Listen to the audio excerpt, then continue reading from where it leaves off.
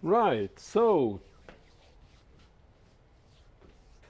today, as you see, we'll talk about firewalls. We already mentioned them a few times. If we go back a little bit, in the beginning we talked about different models for network security.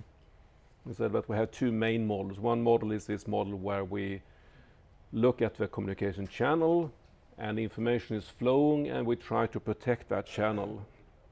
And we have an adversary and we have some third party that may help us with.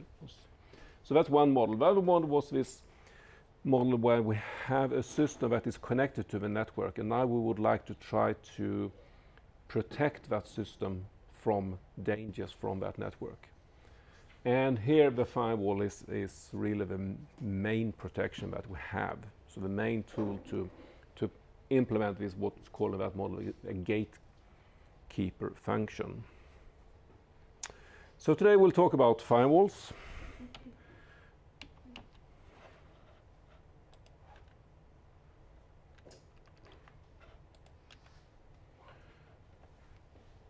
We'll talk about what firewalls are. We'll talk about different type of basic firewalls that we can have. We can implement in different ways. And then we'll talk about firewall configuration, which is how we build an entire system using not only one, but maybe several firewalls and possibly some other components as well. And then we'll talk about firewall testing at the end. So the idea with a firewall is to protect a system. We have a system and that system is now connected to a network, and on that network there are different type of threats. Those threats could be malicious programs, it could be hackers, different type of dangers, and we would like to filter out those to protect the system behind it.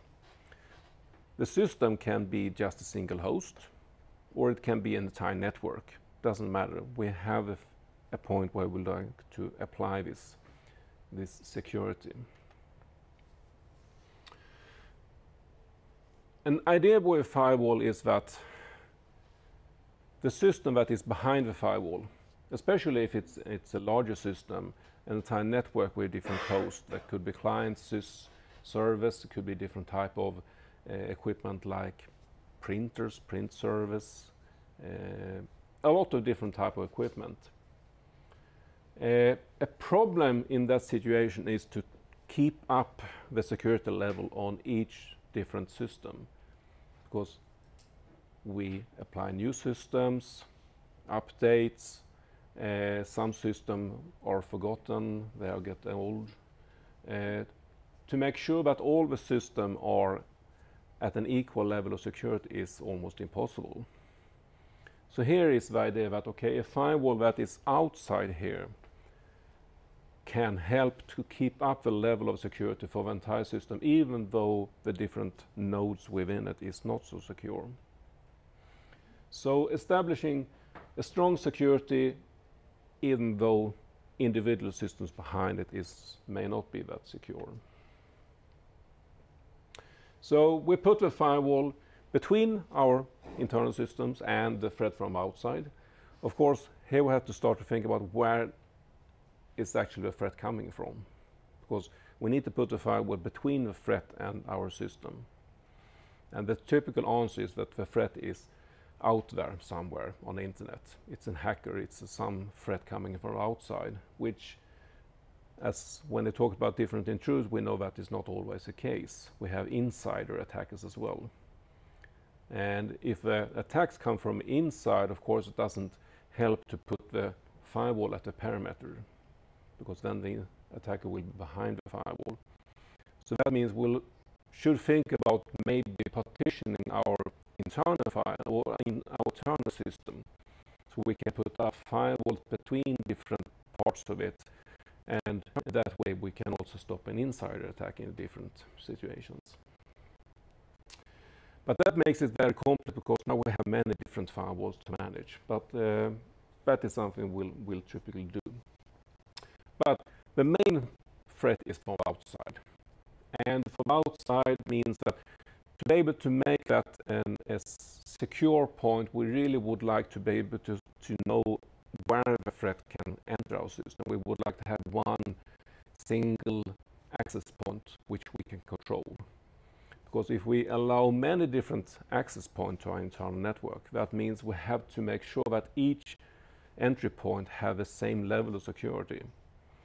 And they may be of different technical nature. One could be a dial-up connection, one could be a WAN connection, one could be maybe some type of wireless connection. There could be different type.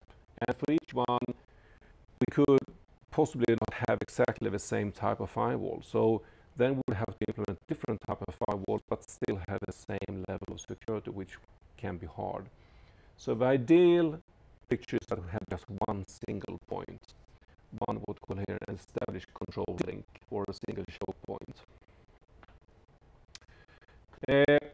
Also the last point here, the firewall itself of course needs to be secure. Since the firewall is the first system that an outsider will reach, that is of course vulnerable in that sense that it couldn't be protected itself. It will have to withstand any attack from outside, which means that it has to be immune to these types of attacks. All the systems behind the firewall, there we can filter out a lot of threats, so they never reach it, which means that systems behind the firewall doesn't have to be as secure as the firewall itself. But it is of course very important that the firewall cannot be penetrated or hacked, because then the entire security is of course breached. And there are different ideas on how we can do that actually. Some limitations. Well, of course, the firewall doesn't help if we have ways to bypass it. Bypass can be that we have alternative ways to connect to the network, a dial-up connection for instance. But it can also be, as you see, trusted services, because the firewall will allow some traffic through. I mean, it has to do that. So if you trust a certain service, a certain protocol between different nodes, if a threat can go into that stream somehow, enter that stream or hide as that stream, the firewall would help us. And a good example of that is if we have some type of VPN tunnel or some encrypted traffic through the firewall. In that situation, the firewall doesn't do very much, because since the traffic is encrypted, the firewall has no chance to see what it is. You can only allow it or not allow it based on what it is, not the content of it. So that's a limitation. Another one is, of course, internal threats, as we all mentioned. If we have a wireless connection, again, that is just another connection that will bypass it. And the last point, any threat that gets into the organization some other means. Someone bringing in a laptop that was infected on outside, that brings in the threat when we connect it to the internal network, it will spread or attack in the internal network. So any way to get in malicious software that is not going through a firewall but is taken some other way in, which are quite a lot, even if it's not connected through a network. So of course there are limitations. Characteristics. Well, we have a number of techniques here that we can choose from when we make a firewall. So you see, the first one is service control. We can base our decision on what to allow through the network based on what type of service it is. And typically what we talk about here is the port number we're using, because port number is directly connected to a standard. Port 2021 for FTP, port 80 for HTTP, and so on. So that is typically targeting towards a different service. Of course, we know that a malicious intruder may use a port in a non-standard way. So if we allow web traffic, for instance, someone can use port 80 to send something else through that port. As long as both on the inside and the outside are in sync, we can of course use port 80 for anything. And that's actually one way that people bypass firewalls if I feel that the firewall is too limiting. Say that you're working in a company, that company has a very strict firewall policy, it doesn't allow a lot. But when you are on a travel, for instance, you still would like to access your internal system. And then you may set up a service that looks like something that the firewall will allow, and it bypasses the firewall and get in. The problem is that now you have also created a channel that an hacker could use. So service in the best of situations, the firewall will check that if we use a certain port, that is actually the service that we have using. It's only the HTTP protocol that is allowed on port 80, for instance, but then it would need more security checks. But that's one. The second one is direction control, where the flow is going. And of course, typically we think, well, it's either inbound or outbound. It's either from the inside going out or from the outside going in. And of course, we can make different decisions based on that. We can say that it's okay for anyone to contact any web server on the outside, but it's not okay to contact any web server on the inside. So if the traffic is ingoing, we may restrict, even if it's a protocol that we normally will allow. Then it doesn't only have to be inbound and outbound, because we can split up our network in different zones. And then it can be that it's okay to go from the inside to another zone. And it can be okay to go from the inside to the outside. It can be okay to go from the outside to this intermediate zone, but not to the inside. So we can have different zones here with different flows that are okay or not. Then we could base it on user control, based on who it actually is, which means that we need to be able to authenticate who is actually creating that data stream. So it's okay for user X to do something, but it's not okay for user Y to do the same thing. And to know that, of course, the firewall needs to know who is doing that. And that means that we need to authenticate against the firewall somehow. Which is not something that all your firewalls can handle, but some can. And then we can have behavior, which is perhaps the hardest, because now we are talking about control of what is going on. It's not only that it's web traffic, but okay, if it is web traffic, we allow certain things but not other things. We have to go into the behavior more closely to see what's going on in different services. So a firewall can use one of these or many of these techniques. We also have different scopes for the firewall. What is the intention that it should protect? And then we talk about typically the personal firewalls and the site firewalls. With personal being then something that protects a personal computer, just a single device, while a site firewall tries to then protect an entire site with a few or many nodes within it, so an entire network. The personal firewall typically runs on the device it is protecting, while a site firewall typically runs on a dedicated hardware device, but it's separate. So they have quite different possibilities in terms of the environment they run in and what that makes it possible for them to do.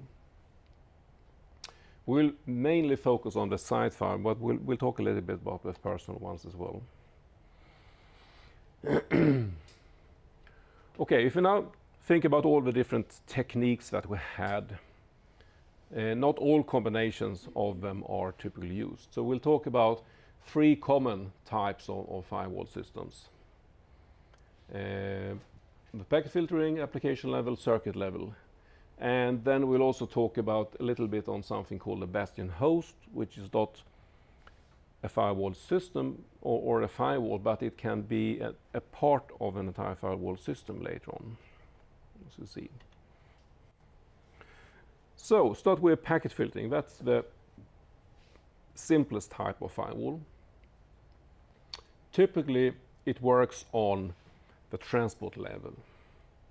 So it makes its decision based on network and transport level. So the IP address typically, since we're talking about TCP/IP networks, and the transport, so the port number or the service. So whenever we look at the packet, we look at it based on, okay, this comes from a certain IP and a certain port, and it's destined for another IP address and port. And based on that information, we decide if we should allow that packet to bypass the firewall or not. And the decision is always that. Either we drop a packet, just discard it, or we allow it to pass. And of course, and then whenever we drop something, we may log it as well, so we have information about what traffic we actually have filtered out.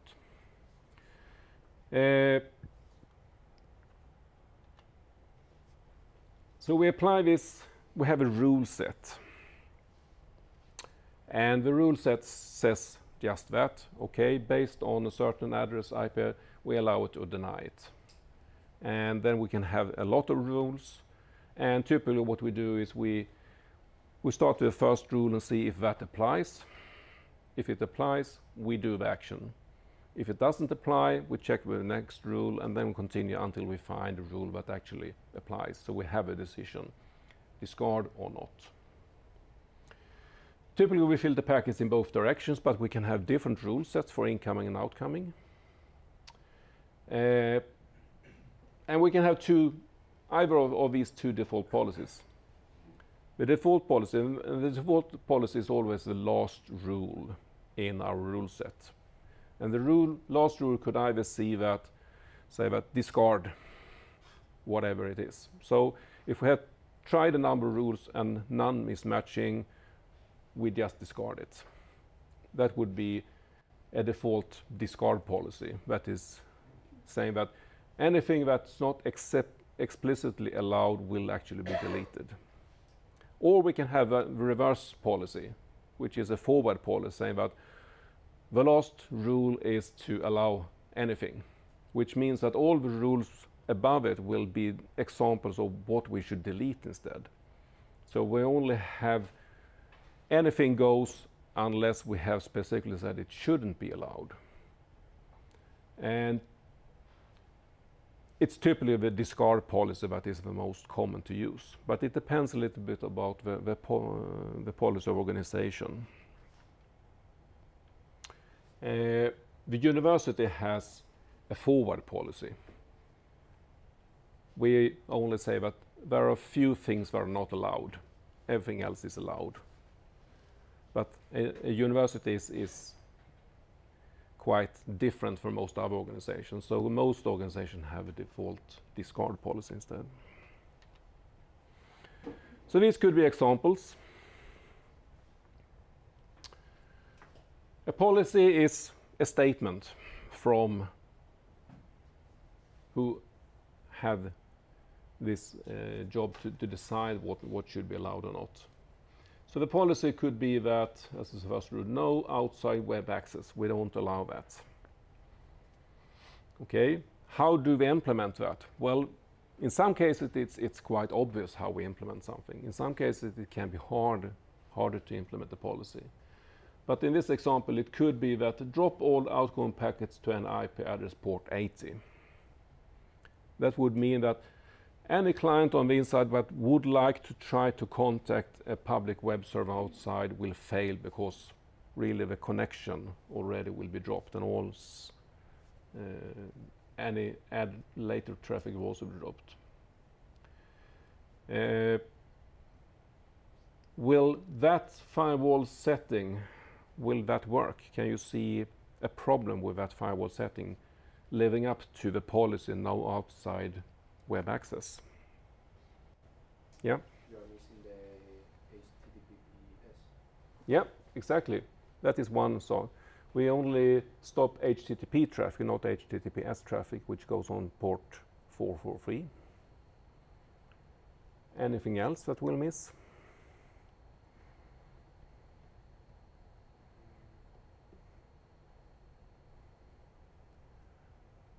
Well, a web server can use any port, really. There's no limitation for it. Port 8 is only the default port that will be tried unless we state something else. But if in a client, we can always say contact a certain host on a certain port, whatever port that is, which means that if someone set up a web server on the outside on another port and we know what that port is, we could access it. So it would be a simple, if we are just agreeing on that, it would be simple to bypass the policy here. So how could we stop that if we now are working with a firewall? How would the firewall setting be instead to stop all outside web access?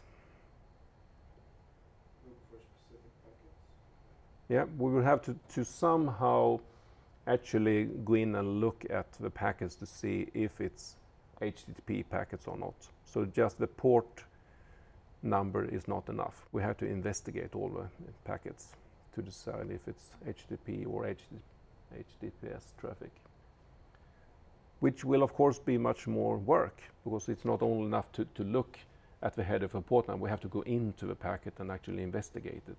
So it will be much slower, but it would be required. So as you see already, a simple thing like that, it's not obvious actually how we can implement that policy. Well, the last one, prevent your network from being traceroute.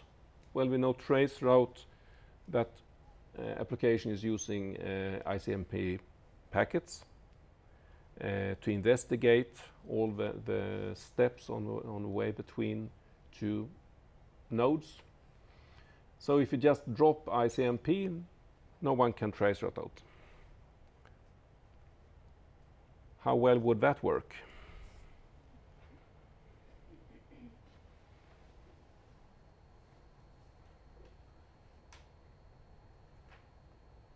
Is there an easy way to bypass that? Can someone still traceroute us, even if you drop ICMP packets?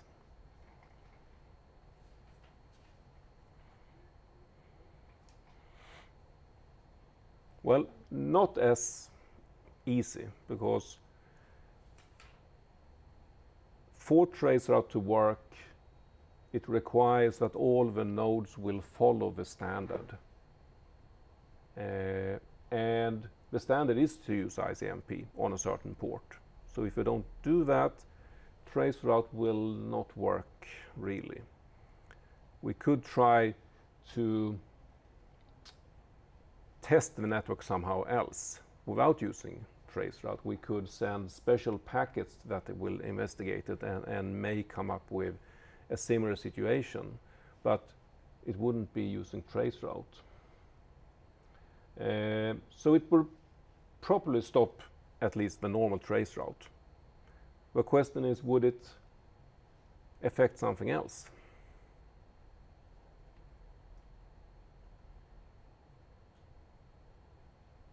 Well, ICMP is used for a lot of other things as well, which means that just dropping all ICMP packets will not only stop traceroute, it will stop all other things that ICMP is used for as well, which may not be what we want. So even if it works, it's probably a too heavy policy to implement this way. So it's not easy to make the rules really do exactly what we want. This is what it would look like as actual rules in the firewall.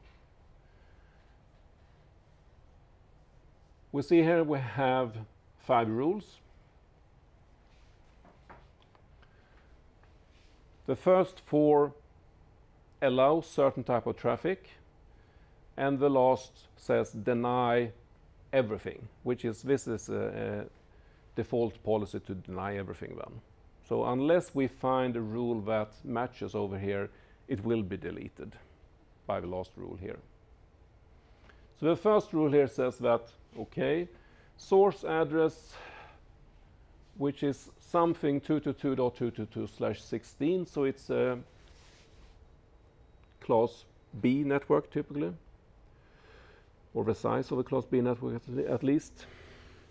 So somewhere from this network to a destination that is outside. So obviously the firewall is between this network and the rest of the internet then.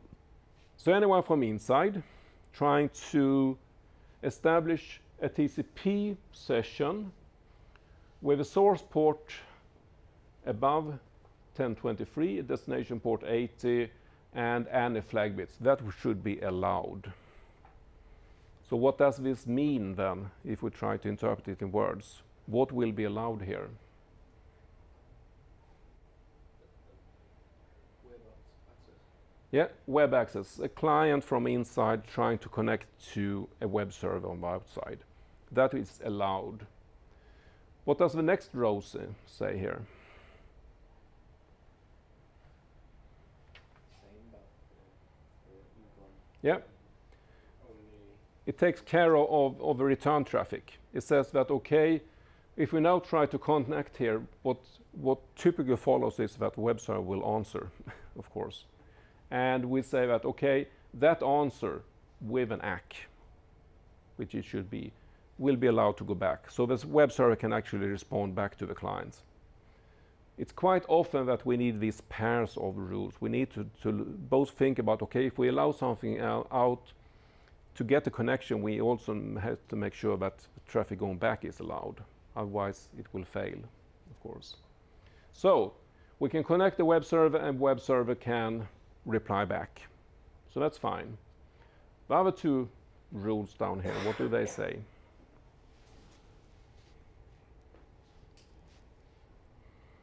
There are also a pair of rules then for incoming and outgoing traffic.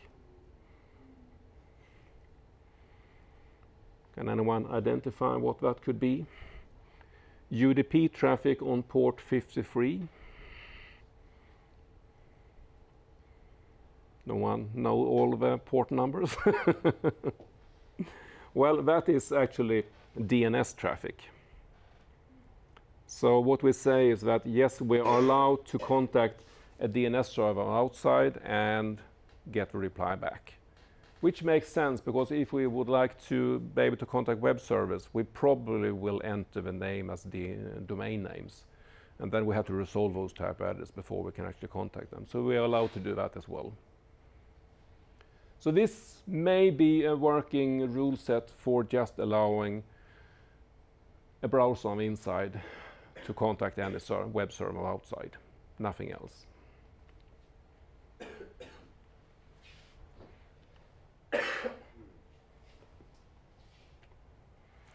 Some attacks on packet filters. Well, one attack is address spoofing, because we base our decision on addresses. We look at the incoming packet, and then we look at the IP field and the port number before we allow it. And of course, if a rule says that a certain host should be allowed to do something, and the address is spoofed, then we may allow that packet to go through, even if that wasn't the intention. And an example of that type of attack is actually to, if we go back here, on this rule we say that someone on the inside can access a web server outside, but it doesn't allow a browser from outside to access a web server from inside. There's no rule for that. But with added spoofing, we can, a browser from outside can pretend to be on the inside network by added spoofing, and then it will be allowed through the firewall.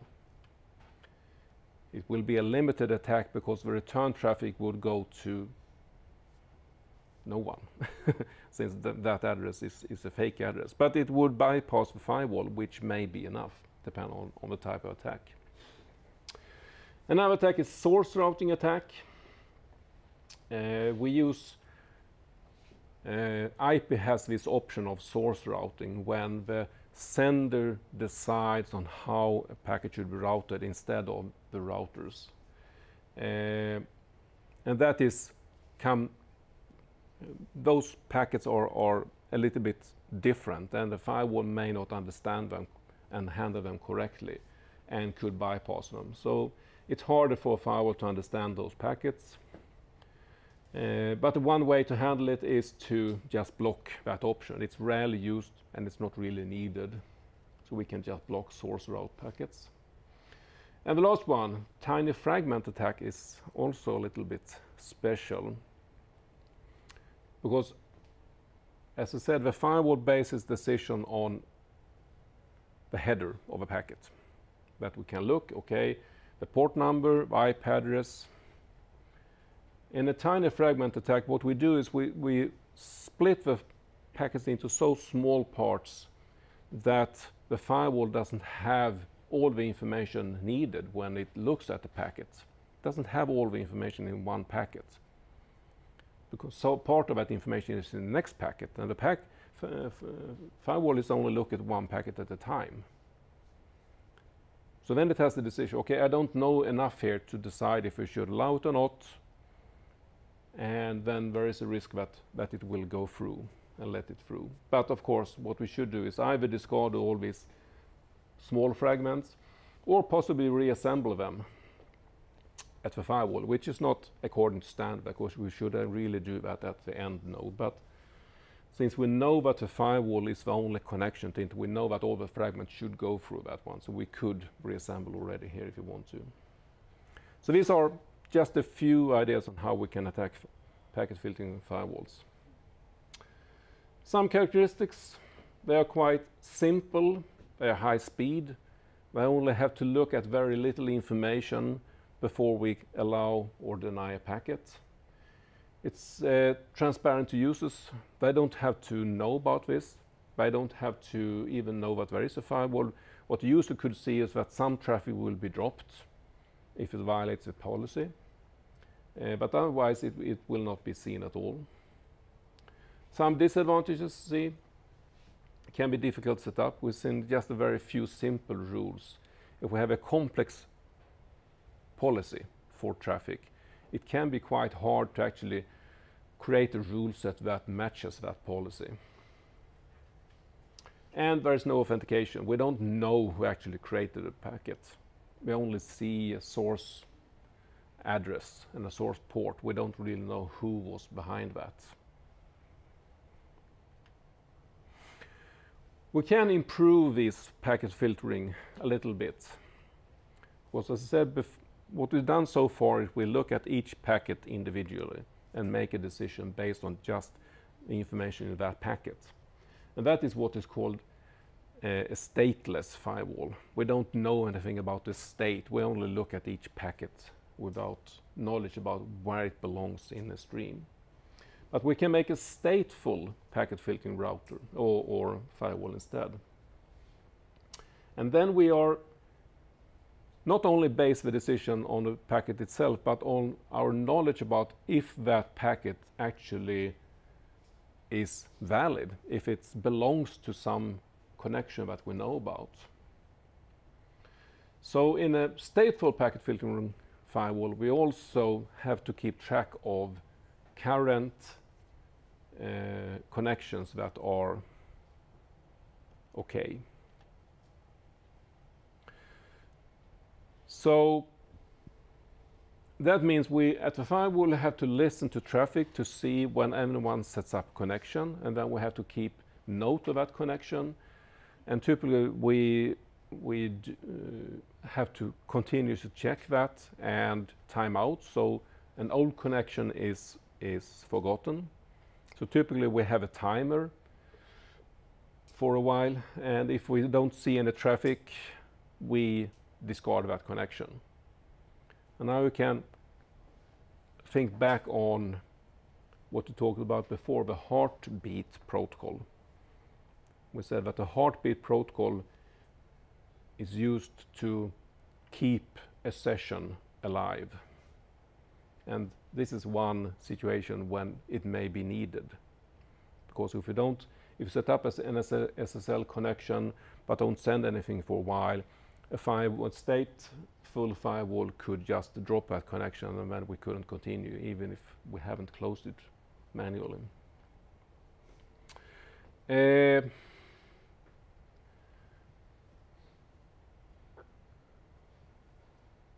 We can also in this stateful packet look inside the packet a little bit and do different type of filtering based on information. Let's see at the bottom here we could, if it's HTTP, we may filter out JavaScript. If it's SMTP email, we could filter out some attachments. So we can do a little bit more smarter things as well. Because we know it belongs to a connection that is of a certain type here. So here we have this information, this table of active connections. So see, right now we see there are 3 active connections that the firewall knows about. For each one we know exactly who are on both sides of this connection, sender and receiver IP and the port they use. So that's the definition of a connection. And we have noted a time when it was last active. So whenever we see a new packet, we just update the time. If we see a new connection set up, we decide if that connection should be allowed or not.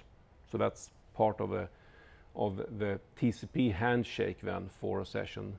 Then the firewall will go in, it will know how a TCP handshake works with this three-way handshake and decide if that connection should be allowed or not.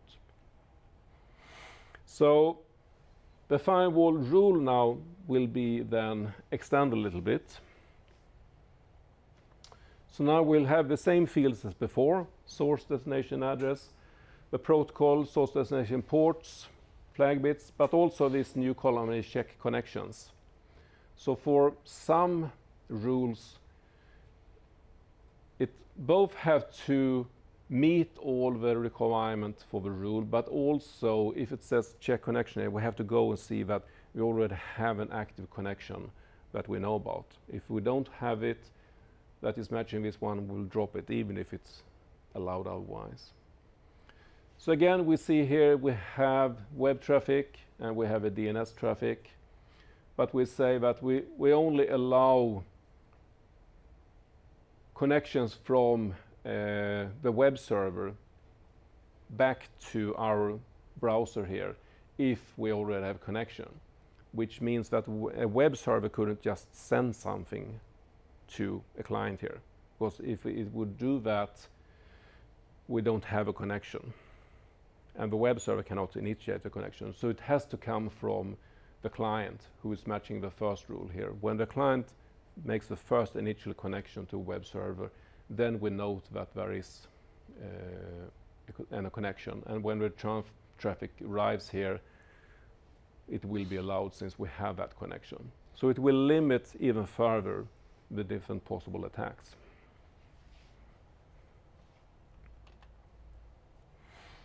So that's a packet filtering, and that is really the most common type.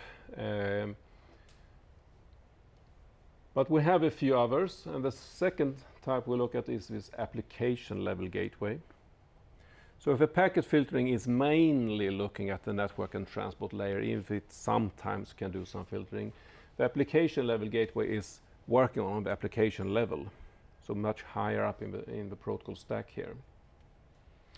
And it works as a gateway or a proxy, which means that anytime someone on the inside,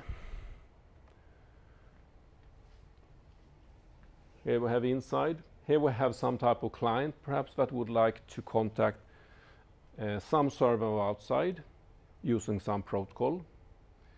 It will go to this application level gateway here, and in it will go through the packet all the way up to the application level and see what is going on here. And then we would, in the gateway, investigate here, and then the gateway would contact the outside. Actually, it's I see it's on the reverse on the upper and lower picture, what is inside outside, but that doesn't really matter. So it's not only that we will investigate the packet on the application level and deciding which is okay and not okay based on our knowledge about the application level protocol. It's also the case that the gateway will actually be in the middle here. So on the outside, we don't have a direct connection to the client on the inside. The only thing that we see on the outside is actually the gateway, which means that we'll put a layer of defense between our inside clients and the outside. And for each protocol here, as you see, we need to have implemented knowledge about the protocols. So if it's telnet traffic, well, then we know how telnet works, and we can say that yes, it's okay to use the telnet protocol, but we only allow certain commands. Other commands will be filtered out, and it's okay to use it, but not maybe to send a file, for instance. So for each protocol, we can be much more precise, allow certain things, and other things it's not allowed. And if we use FTP to download a file, well, then the gateway knows, okay, this is an attached file. It can run antivirus on it and can do different tests to decide if it should be allowed to bypass or not. So we can have much more precise control over what is going on and what will be allowed. The negative parts here is that the application level gateway need this knowledge about the protocol to be able to do that. And of course, well, in this example, we have 4 different protocols. But we know that on the internet, we have thousands of different protocols using different ports. And it's impossible for a gateway to know about all these. So now we have a choice here. What happens if a client on the inside tries to use a protocol that we don't know anything about at the application level? Well, then we can either just allow it, because we don't know it, we couldn't stop it based on our knowledge of it, which of course will be a huge security problem if we allow things we don't know anything about. Or we can stop it, which will limit what we can do. A lot of things will be locked down, and we will only allow the few protocols that we know about. Of course, we can combine it. We can say that, okay, for certain hosts, we need to use the application level gateway because they are high security hosts. For other hosts, if we don't know about it, it may be enough to do the packet filtering instead. So we can have this combination. It's all depend on what policy we have.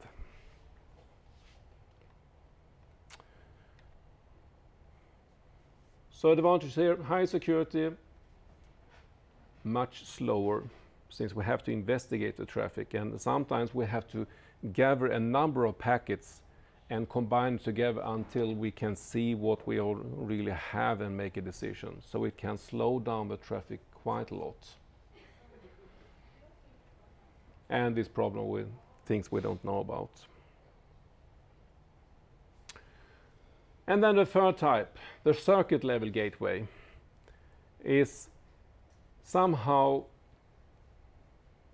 in the middle of the packet filtering and application level, trying to compromise here. It works as a proxy in the same way as the application level, which means that we are standing behind the inside and outside. Anyone on the outside will never have direct connection with the insider client. It will only have a connection with a gateway. So that is one added security here.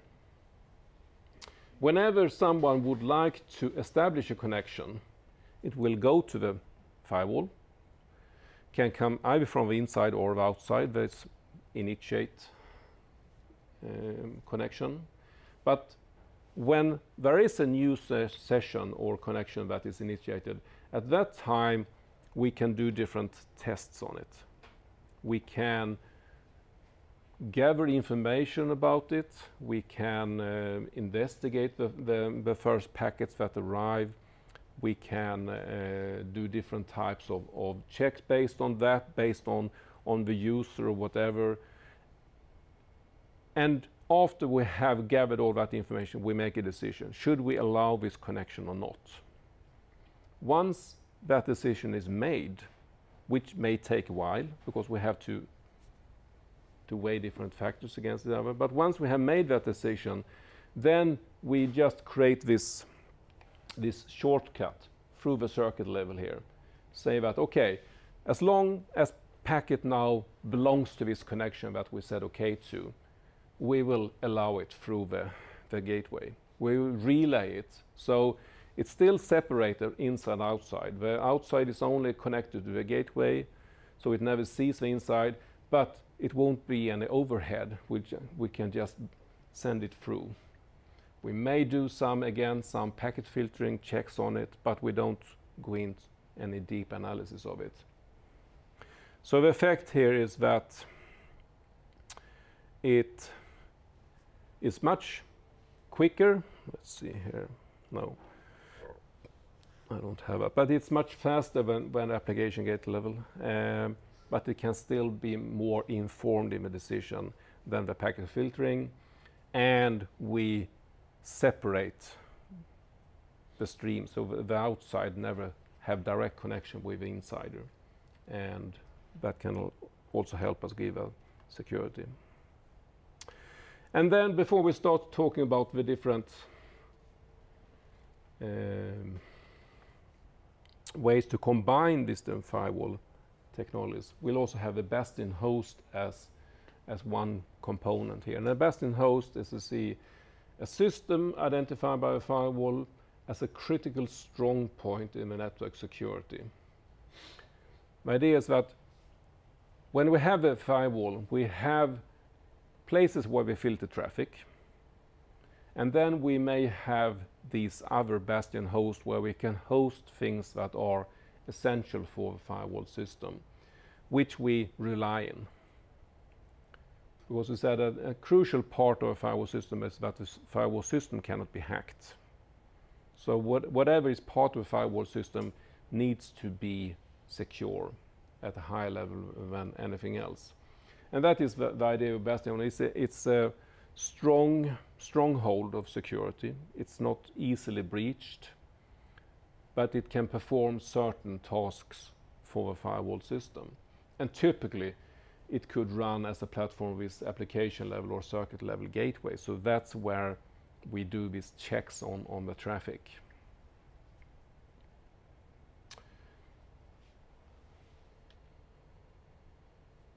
So let's take a break here before we start looking at host-based and then the different firewall systems. So we'll take a 10-minute break.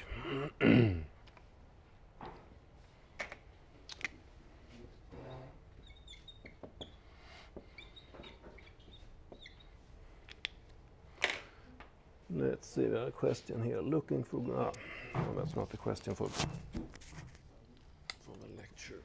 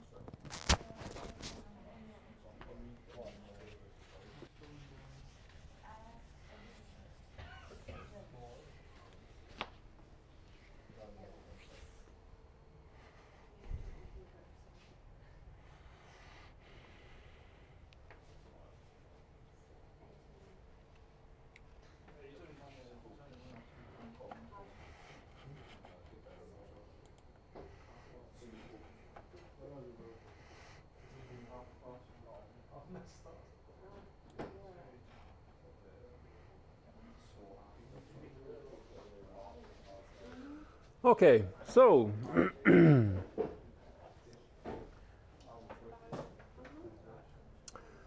host-based firewalls, which personal firewalls is a type of them. They are firewalls that run within a host, which has certain advantages and disadvantages. Typically, any operating system today comes with some sort of firewall as part of it. Sometimes it's activated by default, sometimes you have to activate it yourself. Some advantages is that since the firewall runs within the context of operating system, the firewall can know a little bit more about what is going on. If there is a session that is initiated from inside, a normal firewall can only say, okay, there is a session now going on, but it doesn't know which application that created it. But a host-based firewall knows from operating system actually which process it was, and it can know which user it was that created it. So we can base the decision on more information about what is actually going on internally in the system, which is of course a big advantage.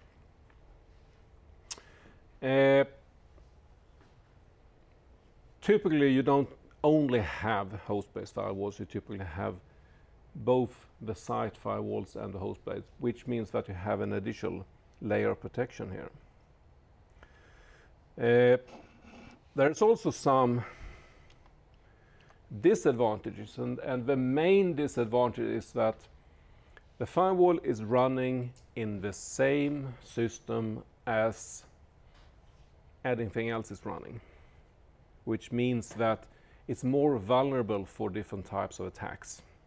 It can be attacked like any other application. So it can be more easily hacked.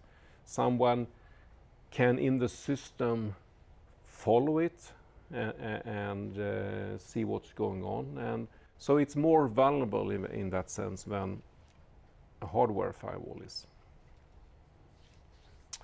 So personal firewalls is the ones that are for personal computers. They are a type of host-based one. Typically they are less complex than site firewalls. They are typically packet filtering, but they may have this ability to also look a little bit higher up in protocol to see what type of traffic it is. But it's rarely the gateway, circuit gateway, or application level, because they are typically have to be on a separate system. The main role for these personal firewalls is perhaps not to stop outside traffic, outside threats, but even if they can do that. But it can also see, because it knows who is doing stuff from inside, it can see, for instance, if a Trojan horse is trying to open up a connection from inside and outside. So malware that has somehow got into a system, the personal firewall can say, okay, well, this is not an application that I have okayed, so it's someone else. So typically, for the settings of this personal firewall, look like something like this. You, as the user, decide which applications that should be allowed to initiate the connection to the outside. And it's only those applications. Now it's really application, it's not application protocol, so it's not any application that is on a protocol, it's actually the actual application or process. So you can protect yourself better from different type of malware.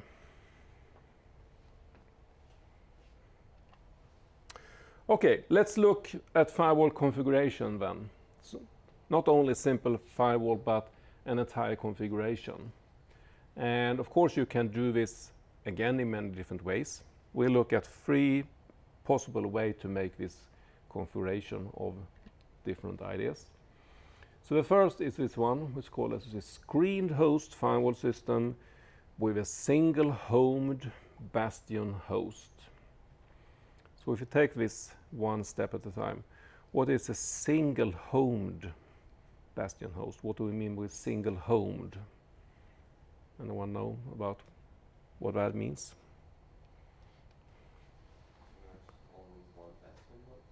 Only one? Only one bastion host inside the system? No, it's not that we only have one bastion. That is also true. We only have one bastion host, but that's not what we mean. That what we're saying is that the bastion host we have is single homed. Well, that is the number of network interfaces we have.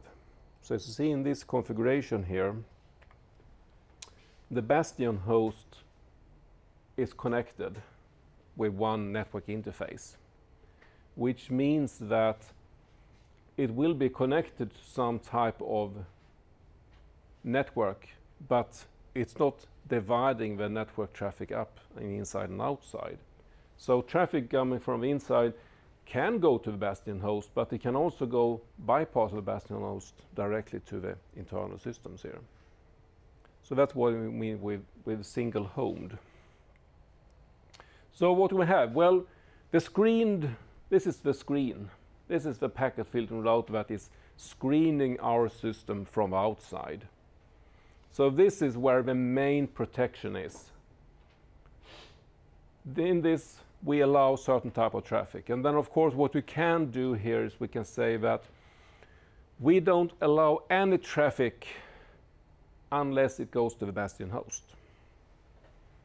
Which means that an attacker from outside trying to attack something from inside, if it targets something on the inside here, the traffic will just be deleted immediately. The only way to get traffic through this packet filtering router would be to target it, send it to the bastion host. And then the bastion host is intended to work as a proxy then, to forward that packet to someone on the inside, based again on decision from a bastion host then, an application level or circuit level gateway. So this is a combination of packet filtering and some type of proxy here. We may relax the rules a little bit and say that, okay, here we have some information server that should be publicly available. So if someone from outside, they could be allowed to contact this one, our public web server, for instance. That can be accessed directly. But all the other needs to be connected through the bastion host. Now, a limitation here with this system is that if either the packet filtering router or the bastion host is compromised, we are a little bit vulnerable here. Obviously, if the packet filtering router is somehow compromised, then traffic could flow directly from internet to all our internal network without any protection. If the bastion host is compromised, well, even if a packet has to go through it here, a hacker could make it just bypass that traffic. So again, it will be compromised. So we only have really one layer of defense here. If we get compromised, we have a problem here. So Yeah, I think all of this says what we already talked about.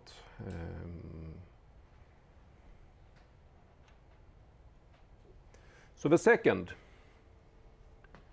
idea here is, as you say, a screened host firewall with a dual-homed bastion host instead. So now we have split up the bastion host here. As you see, there's no connection, physical connection between the inside and outside network unless you go through the bastion host. Otherwise, it's exactly the same thing. But this means now that an attacker, even if we could compromise the packet filtering router here, well, we could reach the information server that we said that should be available. But they couldn't get to the inside here because they also need to compromise the bastion host. So they really need to compromise both systems in order to reach the internal networks. So we have increased the security.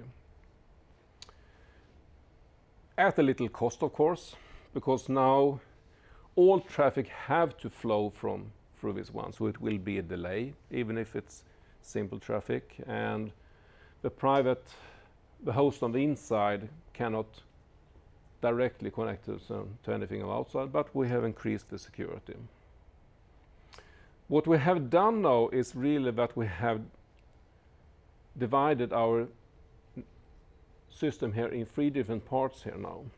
We have the outside, we have the inside, and then we have something here in the middle here. Between the packet filtering and the bastion host, we have our information server. And this idea to have this middle zone is something that we quite often do. We have what is called a DMZ zone or demilitarized zone, where we put things that should be more easily accessible from outside. But we'll continue actually doing that in the third configuration, where we make it even more obvious. So now we have what we call a screened subnet firewall system. So now we have 2 packet filtering routers, dividing up outside, DMZ zone, and the inside. And in this DMZ zone, we can put different things. We can put public servers. We can put this bastion host. We can put perhaps dial in, so we can get in from outside. Could be a VPN access or whatever. So we put things that should be accessible but protected. But to reach to the inside, we have to go through this second layer of packet filtering router as well. And this is typically what you build today in a firewall system, that you have separate layers of defense between outside DMZ and inside. However, these are typically not 2 different devices. They are typically actually the same device with several different ports on it. So you have one internet port, you have one port to the DMZ network, and you have another port to the traffic. So traffic flows in and are filtered, but it's not different machines, although it can be, of course, for added security.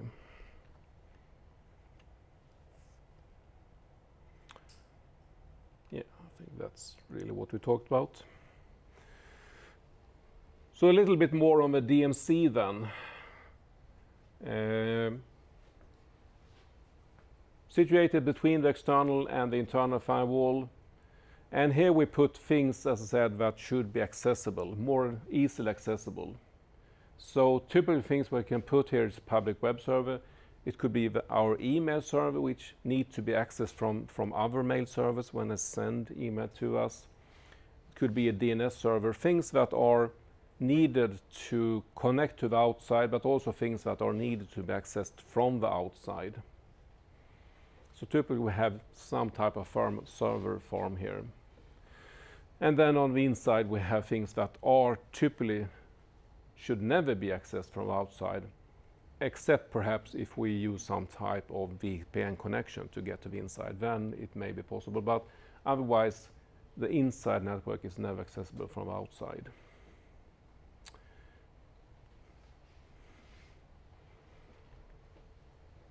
So a VPN system is something that we typically bundle together with firewalls, as I said before. So here we see the typical endpoint for our IPsec tunnel, for instance, is at the firewall, or between firewalls if we have different sites.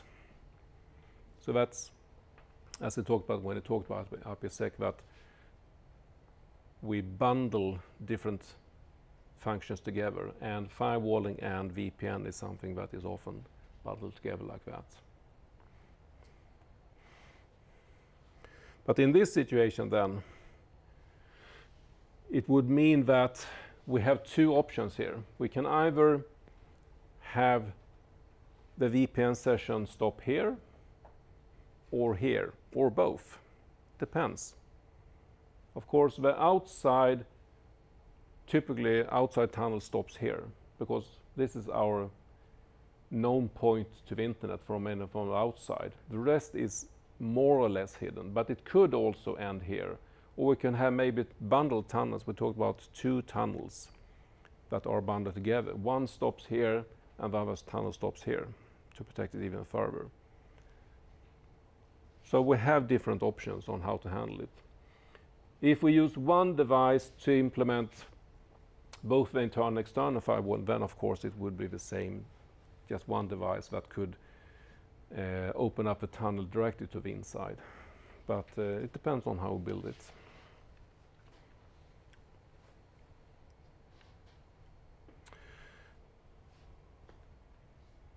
Here we see that in a firewall system we typically also put, of course, additional firewalls, not only the external hardware firewalls, but we put host-based firewalls in all different sites, both on servers and on clients. And then we talk about the distributed firewall. We have firewalls distributed in different places in our environment.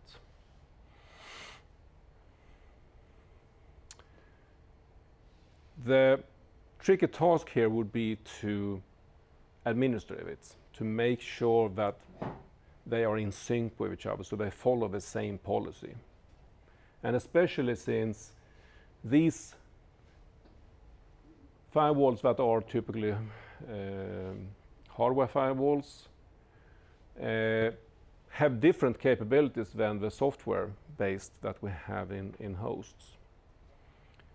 So a policy rule that we have somewhere taking, a general policy, have to be implemented differently since the capabilities of the different firewalls is different.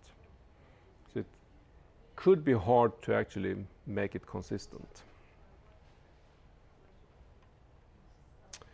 Well, as I said, we can combine VPN and firewall, but there are also other things that we can combine in a firewall.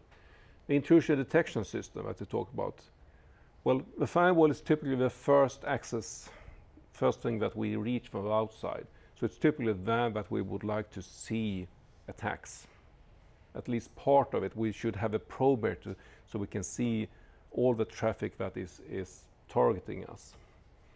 And it's also here that we can do automatic changes, like changing the firewall rules if we have an intrusion protection. So then it's natural to have it in the same node here. The NAT system. Well, again, the first node or the first entry point between our internal and external network, this is where we have to apply NAT, network address translation. Because outside it, we need to use public IP addresses. Inside, we can use private addresses. Of course, it's possible to bypass the traffic to an internal node further in and do the NAT processing in that node, but it's quite natural to do that in this point here. And router, the same thing. we need to perform routing here, probably. Well, again, we can just let the firewall bypass all the traffic from inside to a router on the outside. But a router needs to make a decision where to pass it on. So to have the functionality of router and firewall in the same device, again, makes sense. We can also have other things to see. We can have an authentication server to authenticate users. And that is both from inside and outside. Inside users may have to authenticate in order to be able to open up certain connections, like VPN, using VPN tunnels. And again, from outside, an outsider who would like to dial in need to authenticate itself. So again, we need to authenticate people here at this point here. So why not put the authentication server here? Probably, when we talk about authentication server, it's the gateway where we check the authenticator, so the network access point. But the policy or where we keep the users is an internal system somewhere. It's not at the entry point of the system. We want to keep that further in our environment, more protected. Wireless access point could also be part here, especially if you think about the devices that you use at home. You have an internet connection, you have a router, and in that router you probably also have a wireless access point combined. So you have firewall, you have NAT, you have a router, all of this in one single device.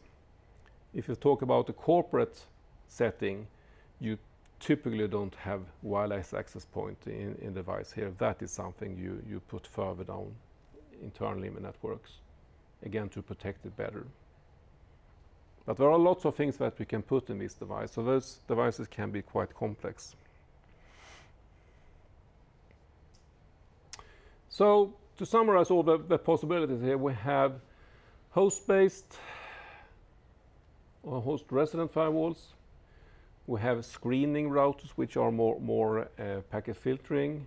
We have a bastion, which can be of different sort, single or dual based. And we have this firewall configuration distributed where we have different types of firewall in different places that we need to manage. So we have a lot of decisions to make when we set up a firewall. And then we have the next step to make sure that it actually works as intended. Because we start with a policy, say, okay, this is what we should try to implement. We devise a firewall system that tries to meet the policy. But now, as we've seen, it can be quite complex. There are a lot of things that coexist. There are a lot of things that we need to think about when we set it up. How do we know that it actually works? Well, that is with firewall testing. So there are a lot of things we should consider how to test and what to test. For instance, your firewall should not allow any packet from outside the network to go into internal network if the source address is the same. So just a simple thing like this address spoofing, but address spoofing doesn't work to get a packet in.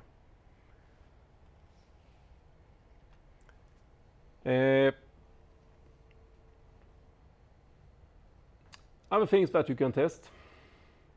Make sure that only ports that you have decided should be available are actually open. So how do you test that? Well, you have to send packets. You have to generate packets from the outside and from the inside, trying to go through the firewall and check that they don't, if they are not allowed. And it's not enough to see in the firewall configuration that it says, yes, that packet should be deleted. You actually have to check it, that it actually is the case. And again, it's not enough to see in the logs of a firewall say, yes, I deleted that packet. Because there could be an error, a bug in the implementation of firewall. So even if it says it's deleted, maybe it's passed on anyway. So what you have to do is actually check it. You have to generate the traffic, send it to a firewall, and then see on the other side of the firewall that that traffic is not there anymore.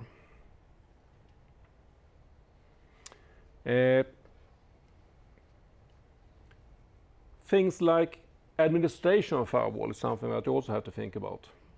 How should you administrate your firewall? Well, if you have a distributed firewall system where you have firewalls all over the place, that means you need to be able to administrate it using some type of remote login, because you couldn't walk around to all the firewalls all the time to manage them. If you just have the host-based, or sorry, the site firewalls, the hardware firewalls at the parameter, then you could potentially administrate that locally. But again, it's probably run somewhere in a server room, and you don't want to go down there all the time. So typically you would like to still be able to administrate that remotely. But when you do that, you have to make sure, again, that you set that up in a way that no one else can do it.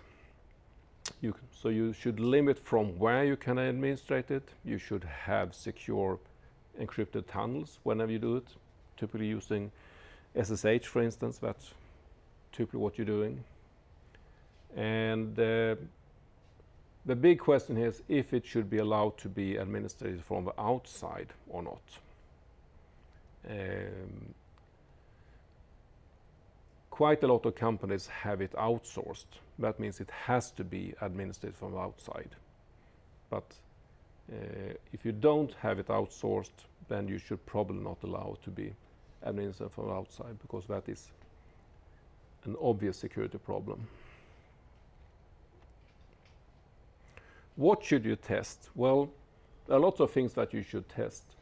You should test the host hardware to make sure that works. You have some type of hardware firewall that has processors, memory, disks, whatever. Are they actually working? Well, to test the memory, for instance, maybe you have to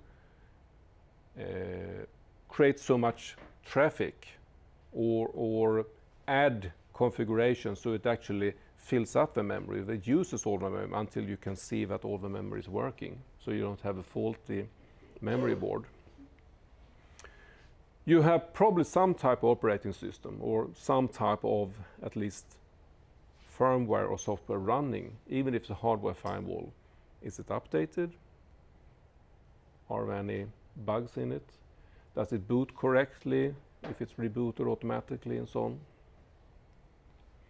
You have a network connections, and here you have cables, you have connectors, you may have switches and so on.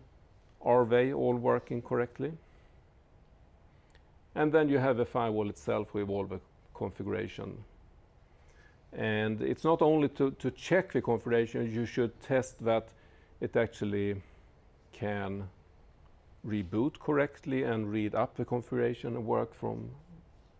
It should check that you have memory enough for log files, so it doesn't crash because it runs out of log space and so on. A lot of things to check.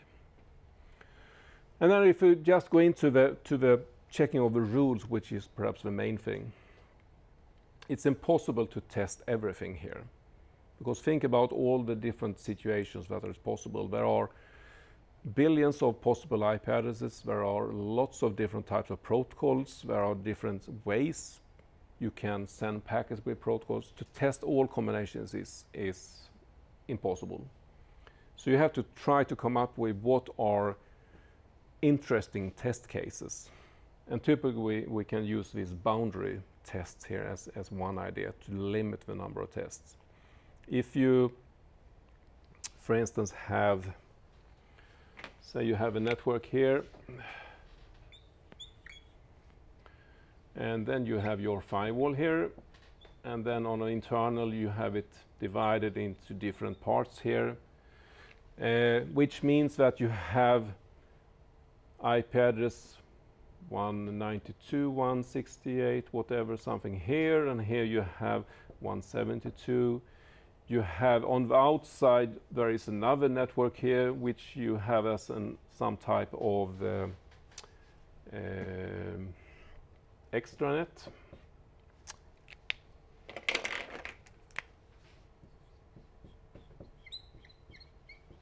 again, using some type of addresses. So already now you have different cases. You have a case where something is on the inside, and here you have a couple of thousand addresses. You have the other part of internal network, you have a global network. The boundary test means that you would test perhaps the first and the last address of this internal network, the first and the last of this one, the first and the last of this one, and, well, first and this is the rest then. But you test the boundary, the extreme alternatives, and they work both on both sides, both the last one and the last one plus one, because that should be treated differently. So you test the boundaries of both sides of all the boundaries here, and then some random address within. So that's a good idea, and that applies both for IP addresses, it can apply for services, for port addresses, and also within application. You can have application that sends a certain type of data, and then it can be up to a certain, it is okay, but above that it's not okay. Well, then you have to check that you actually have that boundary between what is okay and not okay in size terms of how much data. So you have a lot of boundaries to test, but it's much easier to test just the boundaries than testing all the middle points between them as well.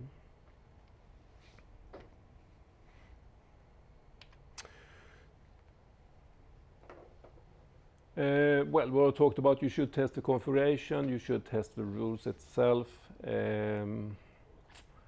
What else here? Yeah, hardware software failures.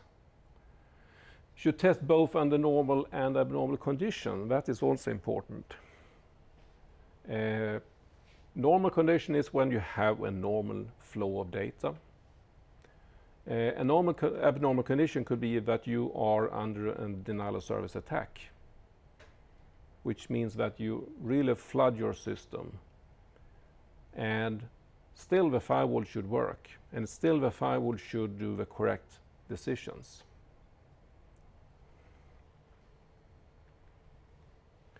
There are a lot of tools that you can use here as help to do the firewall testing. You have network traffic generator that can create traffic both on the inside and outside to imitate different types of attacks or give background traffic or test specific cases. There are a lot of possible to generate different type of traffic patterns. You have network monitors to see what is actually going on.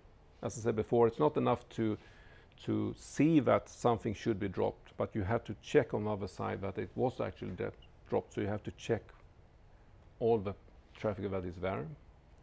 You can do different type of scanning. You can have port scanners, for instance.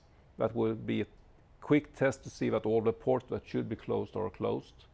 You can do different type of vulnerability tools that are trying to actually attack you, to see that the firewall stops what it should stop.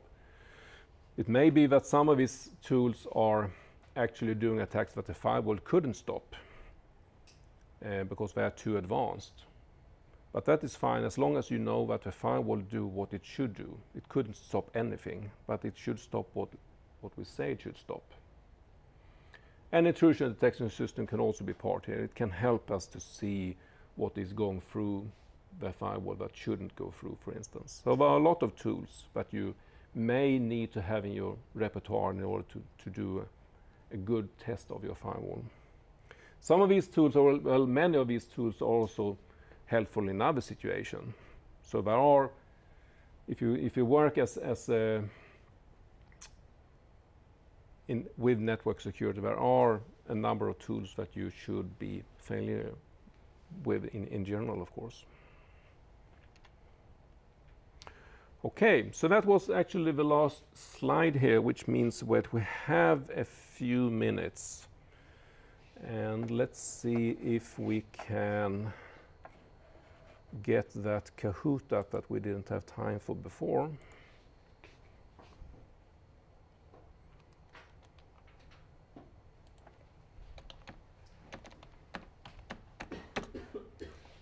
about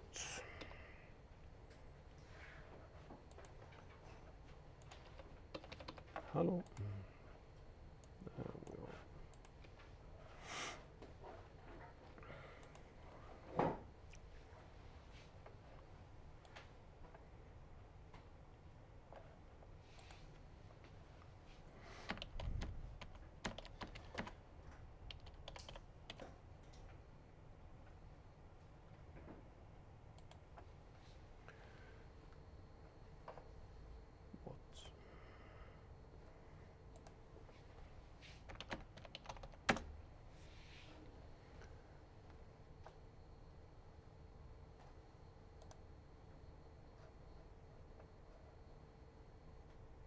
Right, this one.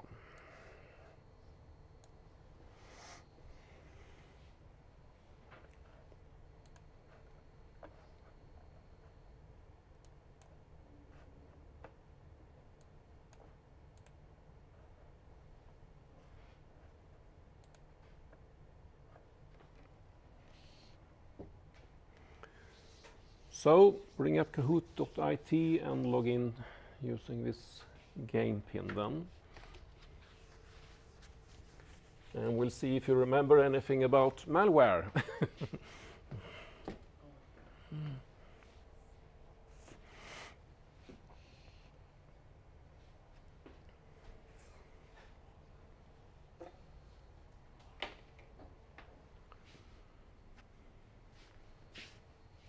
Apparently there's no sound here.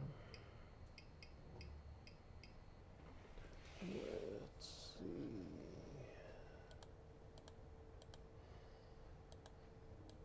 see. Yay! The nice Kahoot song.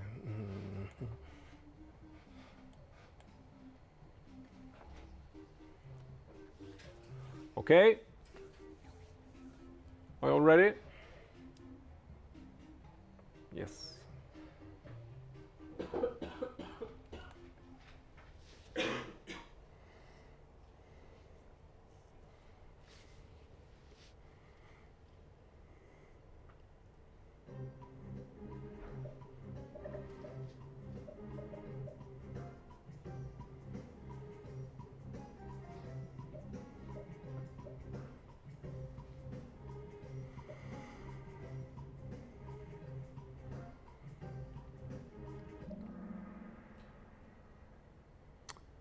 Botnet was what we're asking for, yeah?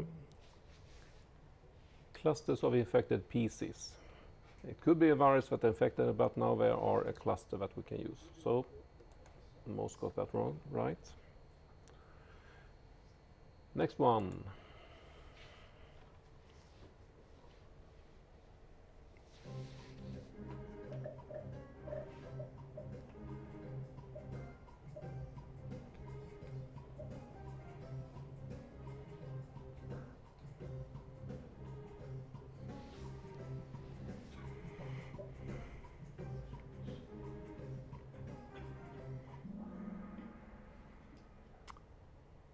Okay, one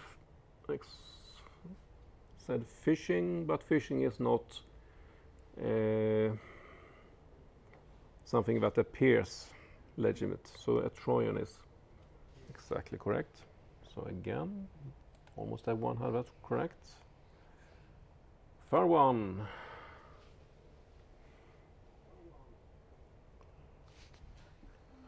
Skip.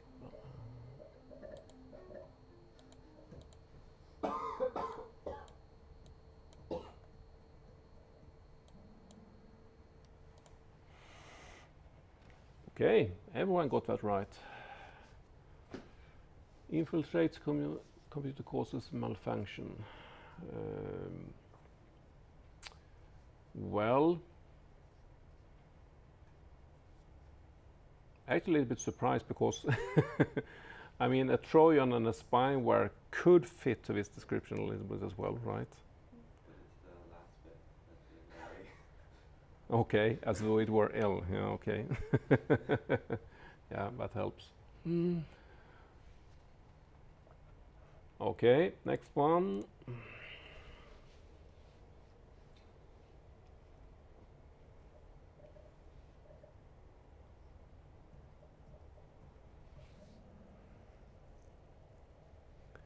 Yep, spyware observes and reports on the user's own behavior. A worm doesn't do that, it spreads. So it's nothing to do with observing. Next one.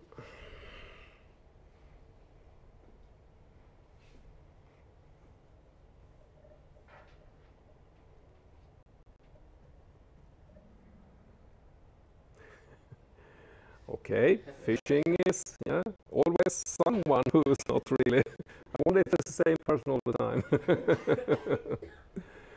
But yeah, this is the obvious definition of spam.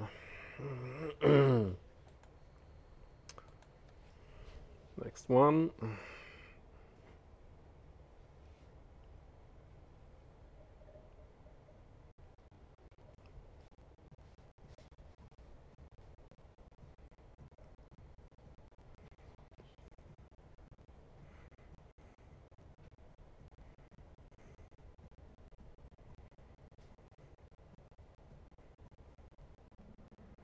A worm, exactly. I mean, the keywords here is a network.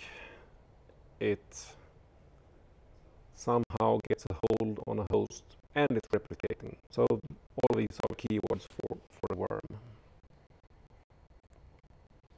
It's very close today. Okay, next one.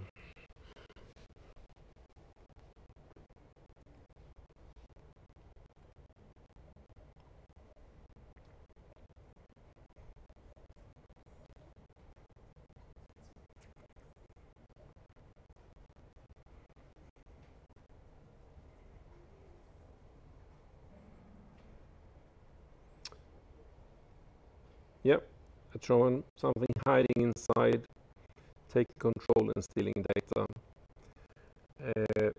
I mean, that doesn't have to do all of that to be a Trojan number, but the keywords that it hidden inside another application. Okay, number 8 or 10.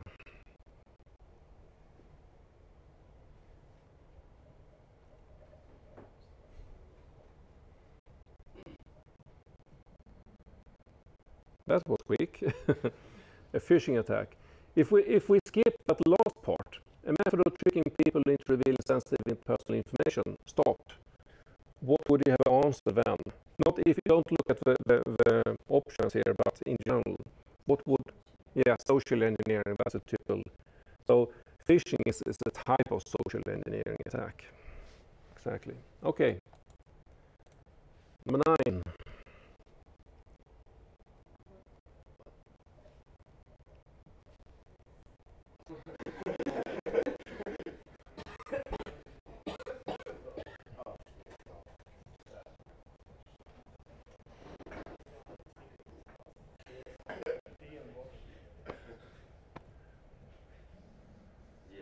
Ooh.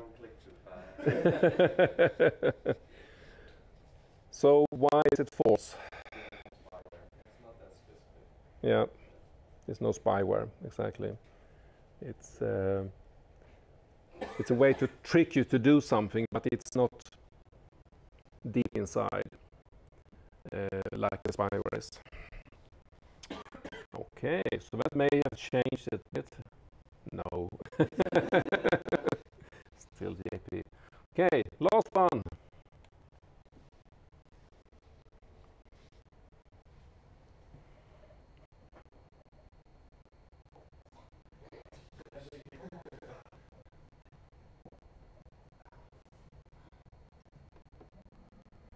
Yes, that's true.